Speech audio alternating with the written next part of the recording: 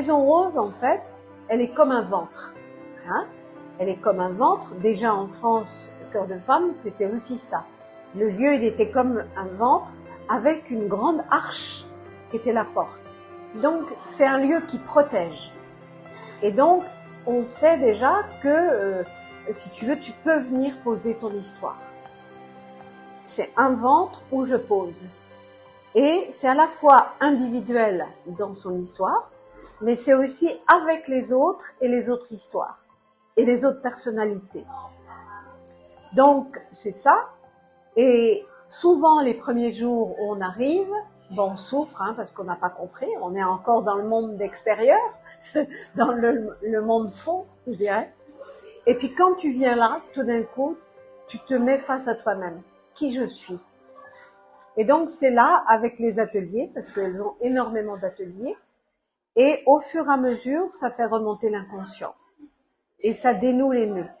Par exemple, t'as tout, t'as même le corps, parce que quand elles ont été violées ou frappées ou martyrisées, ton corps, il n'existe plus. Donc, il faut le réhabiter. Donc, faire du yoga, de la danse, elles ont même cirque. Ça te permet justement de retrouver ton corps, tu vois. Tu réhabites déjà, voilà. Après, quand tu fais des seins, si tu fais des seins, qu'est-ce que tu vas faire remonter? Et nous, avec les couleurs et avec ce qui est remonté, l'inconscient, ça nous permet aussi de voir justement qu'est-ce que ça veut dire, qu'est-ce qu'elle est en train de vouloir nous dire avec son dessin.